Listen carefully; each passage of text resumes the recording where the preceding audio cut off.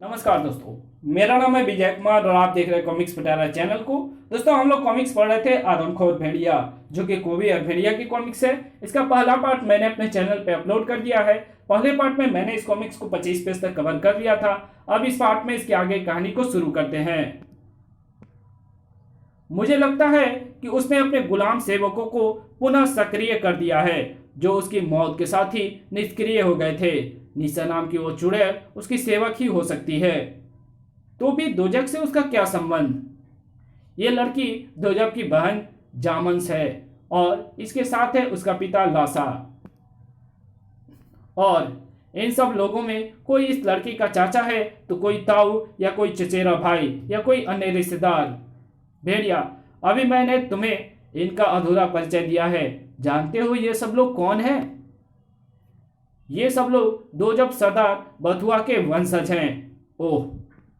समाधि अस्त होने से पूर्व सरदार बथुआ ने अपने रिश्तेदारों को आगाह कर दिया था कि यदि यदि शैतान हलाकू कभी स्वतंत्र हो गया तो वह सबसे पहले अपनी मौत का बदला लेगा, और वो बदला भयानक होगा। वो सरदार बथुआ के वंशजों को चुन चुन कर मारेगा। पीढ़ी दर पीढ़ी लोग पवित्र जल का छिड़काव हलाकू की कब्र पर करते रहें ताकि वो वहां से कभी बाहर ना आ पाए। मगर शैतानी शक्तियां जागृत हो चुकी है। प्रतिशोध की उसकी चेष्टाएं शुरू हो गई है। दोजब को उसने अपना पहला शिकार बना लिया है। सबको ताकीद कर दी गई थी, सरदार बथुआ का कोई भी वंशज अकेले विचरण नहीं करेगा। मगर दोजब नहीं माना।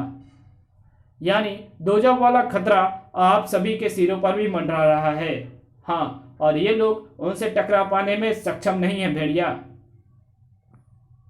चींटी भी हाथी से टकरा पाने में सक्षम नहीं होती, मगर कहानियों एवं किंवदंतियों के अनुसार चींटी ने हाथी को ढेर किया है। कछुआ खरगोश की गति का मुकाबला नहीं कर सकता, मगर ये बात सभी जानते हैं कि उसने किस प्रकार खरगोश को मात दी। शैतान कितना भी ताकतवर क्यों ना हो, मगर वो हर समय एक सुलगते हुए ज्वालामुखी के मुंह पर बैठा होता है, जो किसी भी क्षण फट फट कर उसके वजूद का राख कर सकता है। और वो ज्वालामुखी है अहंकार। अपनी शक्ति का अहंकार, अपनी जीत की निश्चिंतता का अहंकार। और वही अहंकार उसको भी जलाकर राख कर देगा। सरदार लासा, फूजो बाबा, गजब हो गया। महान बथुआ की समाधि खुद ही पड़ी है। क्या? नहीं, ये नहीं हो सकता। ये तो हो चुका था। खोदो और खोदो। सरदार बथुआ समाधि में नहीं है। जिसका डर हुआ वही हुआ। किस बात का डर था सरदार लासा? सरदार बथुआ की रगों में हलाकू की सारी ताकत का समावेश था। यह हरकत हलाकू के अलावा किसी और की नहीं हो सकती। उसी ने महान बथुआ के शरीर को गायब किया या तो करवाया है। हलाकू अपनी शक्तियों के बल पर जीवित तो हो गया है, मगर महान बथुआ के पास मौजूद अपनी काली शक्तियों के बिना वो शक्तिहीन है। लेकिन इतने वर्षों तक महान बथुआ का शरीर भी तो मिट्टी हो गया होगा। महान बथुआ के पास योग की शक्ति है। भेड़िया, जब तक वो स्वयं नहीं चाहते उन्हें मृत्यु आ ही नहीं सकती। जंगल में संकट का ऐलान करो, सावधानी जरूरी है। नगाड़ा संदेश भेजो। नगाड़ा संदेश। नगारों को विभिन्न थाप एवं स्वर तरंगों के जरिए नगाड़ा संदेश भेजा जाता था। ढम ढम, जिसे जंगल में रहने वाले सभी लोग सुन एवं समझ लेते थे। हलाकों का संकट, सावधानी जरूरी। सारी सावधानी हमारे लिए है भेड़िया, जो सावधानियों के प्रति सजग रहते हैं। लेकिन मैं जानता हूं तुम्हारा इशारा अक्कड़ कोबी की ओर है। कोबी के लिए तुम्हारी चिंता स्वाभाविक है जेन, लेकिन यदि वो हलाकू निशा दोजब से टकराया तो उसको उन भयानक परिणामों की चिंता नहीं होगी जो उस टकराव से निकलेंगे। मैं तुम्हारे कबीले को अपनी सुरक्षा का चिन्ह देता हूं सरदार लासा। इसकी सुरक्षा अब मेरे कंधों पर है। तुम्हारे कबीले की एक मुर्गी तक को भी मैं अब किसी भी मुसीबत में नहीं पड़ने दूंगा। हमारा कबीला भी तैयारी करेगा भेड़िया। जिंदगी को निगलने या जिस्म को छलनी करने मौत या मुसीबत कहां से आएगी, नीचे से या ऊपर से? ओह, मुसीबत आकाश से ही आई। या धाड़! कौन है ये? दोजब मैं इसके कपड़े पहचानती हूँ, ये मेरा भाई है, ये मेरा भाई है। तैयारी, तैयारी, हमारी तैयारी। इस वक्त उसको अपना भाई समझने की कोशिश भूल हम इस वक्त उसको अपना भाई समझने की भूल हरगिज मत करना। हमारी तैयारी, हमारी तैयारी, आक्रमण, हमला। वो मेरा भाई है, आपका बेटा, वो दोजब है, क्या हम उसे मारेंगे? इस वक्त अगर हम उसे अपना बेटा समझेंगे तो भयानक भूल करेंगे। ओ भेड़िया, साए। भेड़िया ने कबीले के सरदार को सुरक्षा का वायदा किया है। ये वायदा मैं कमजोर नहीं पड़ने दूंगा। आ खच खचाक, दोजब। भेड़िया, शैतान हलाकू इस पूरे कबीलों को नेस्तानाबूद कर देगा। वो सबको शैतान बना देगा। तो जब मुझे मुझे बताओ वो कहां पर है? महान बथुआ को हलाकू कहां पर ले गया है? महान शैतान हलाकू, वो तुम्हारे पास ही तो है भेड़िया। अख। दो जब भेड़िया को काटकर वापस चला गया बाबा, लेकिन अब भेड़िया का क्या होगा? क्या वो भी दोजब की तरह बन जाएगा अदमखोर भेड़िया? अगर ऐसा हुआ तो बहुत बुरा होगा। भेड़िया, तुम ठीक तो हो ना भेड़िया? मुझे कुछ हो रहा है जेन। शायद मेरे शरीर में शैतान की शक्ति प्रवाहित हो गई है। शायद मेरा भी वही हश्र होने वाला है जो दोजब का हुआ था। तुम सब लोग यूं चुपचाप खड़े न रहो, मुझे बेड़ियों से जकड़ दो, मेरी मौत का इंतजाम करो। यदि मैं दोजब की तरह आदमखोर हो गया तो मुझे मार डालना या जमीन में कई फुट नीचे बना देना मेरी कब्र, क्योंकि आदमखोर बनकर मैं जिंदा नहीं रहना चाहता। कैसे होते देख पाऊंगा अपने ही हाथों अपने ही जंगल की तबाही, जिन्हें सुरक्षा का वचन दिया है। कैसे लूटता और टूटता देखूंगा उन्हें? नहीं देख पाऊंगा। उसकी उत्तेजना कम हो रही है, वो रिलैक्स हो रहा है। हाँ, क्योंकि आकाश भोर की लालिमा से आच्छादित होने लगा है और शैतानी शक्तियां इस समय सुप्त हो जाती है। लेकिन जब संध्या होगी और शैतान की शक्तियां मेरे लहू में जोर मारेगी, तब क्या होगा? तुम्हारे खून में मौजूद कर्तव्य और नेकी की शक्तियां उनको धराशायी कर देगी। फिलहाल भोर की किरण ने तुम्हें संभाला कि नहीं?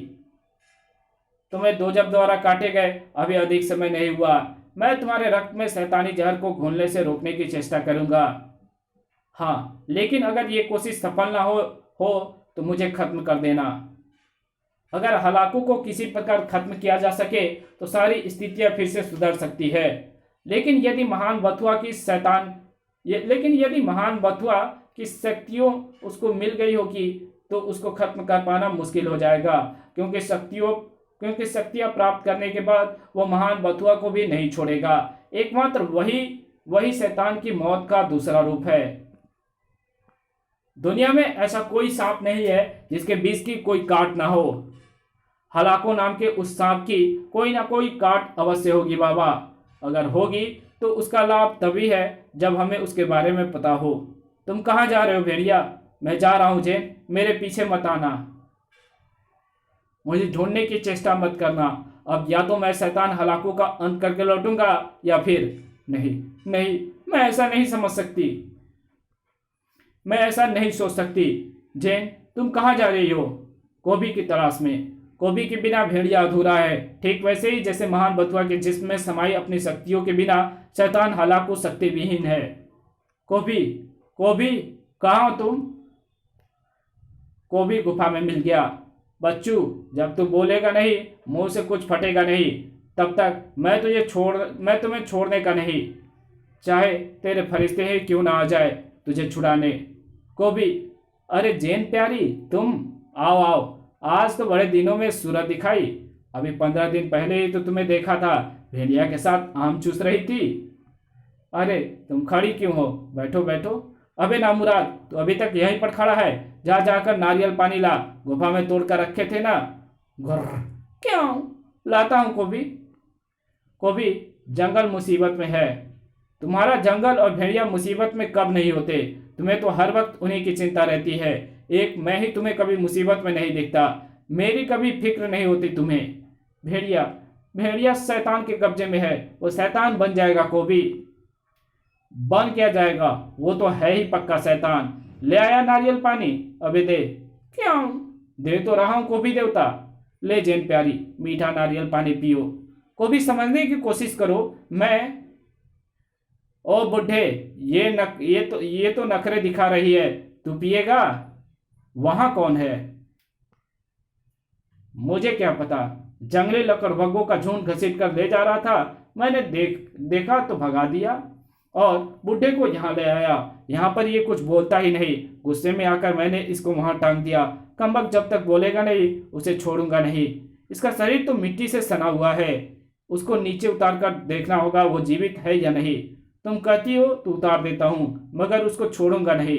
जैन ने देखा, ये जीवित है। इसका हुलिया, इनका मिट्टी से सना जिस्म देखकर मुझे शंका हो रही है कि ये महान बथुआ ही हैं।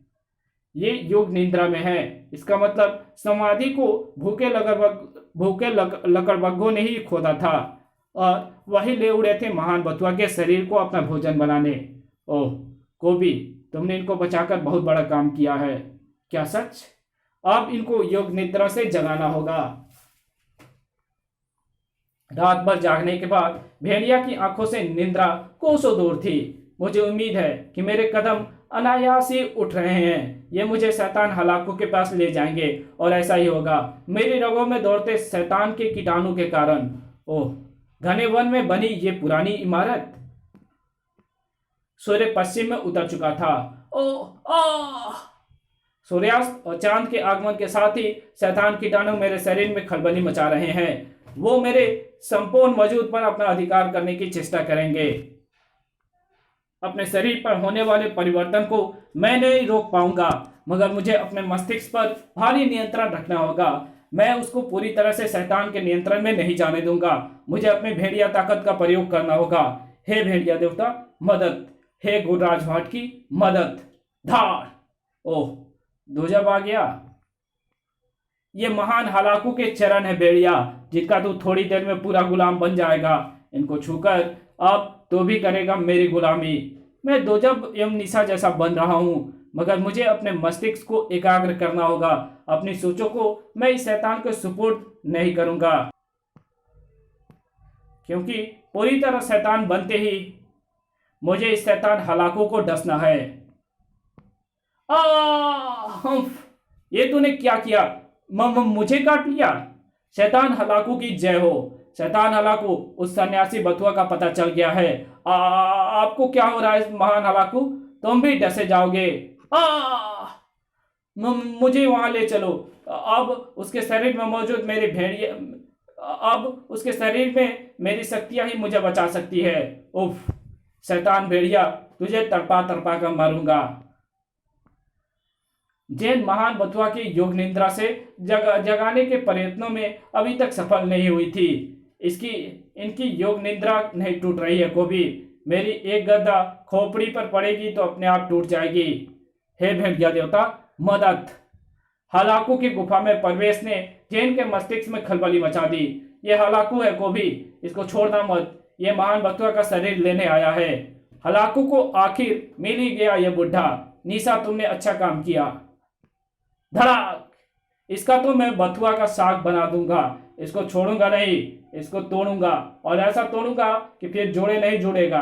अबे तेरी तो मैं बे हिया नहीं, मुझे उसके शरीर में मौजूद अपनी शक्तियां लेने दो। निशा, इसको रोको। धार! रोक रोक! हलाकू के कंठ से चीखें उबलती चली गई। वो खत्म हो रहा है, मगर कैसे कैसे? 20 की काट 20 होता है। ये बात दिमाग में आने के बाद मैंने यही सोचा कि आखिर हलाकू के शैतानी 20 की काट उसी का 20 क्यों नहीं हो सकता। यानी कि अगर हलाकू का ही कोई शिकार हलाकू के काटे गए उस 20 पर को हलाकू के काटे तो उस पर 20 का क्या प्रभाव पड़ेगा। यही सोचकर मैंने उसे डस लिया। मेरा सोचना सही सिद्ध हुआ। मेरे डसे जाने से हलाकू का 20 हलाकू को चढ़ गया।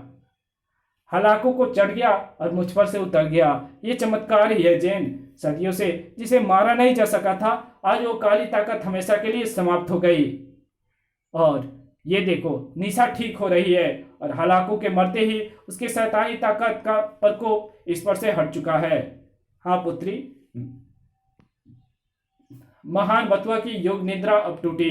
बाबा, योग निद्रा अब टूटी? हाँ पुत्री, मेरी योग निद्रा के साथ ही शैतान की शक्तियां भी सुप्त हो चुकी थी। यदि हलाकू चाहता तो भी वो उन सुप्त शक्तियों को जागृत नहीं कर सकता था, इसलिए मैं योग निद्रा नहीं छोड़ रहा था। मगर अब उसके अंत के बाद अब मैं निश्चिंत हूं। लेकिन मैं वापस समाधि में जाऊंगा। मेरे शरीर में जो ताकत है वो किसी भी पल कहर मचा सकती है। इस बार मेरी पक्की समाधि बनाना। मुझे अफसोस है कि मैं दोजब को नहीं बचा सका। यदि मुझे पता होता कि हलाकू के अंत के साथ ही दोजब ठीक हो जाएगा तो मैं उसको काटने से परहेज करता, मगर होनी को शायद यही मंजूर था। इसी के साथ ये कहानी भी खत्म होती है। मिलेंगे एक और नई कॉमिक्स में, तब तक के लिए बाय। वीडियो अच्छी लगी तो इस वीडियो को लाइक कर देना, चैनल पर नया है तो चैनल को सब्सक्राइब कर बेल आइकन को जरूर प्रेस कर देना। मिलते हैं आपसे एक और नई वीडियो में, तब तक के लिए बाय।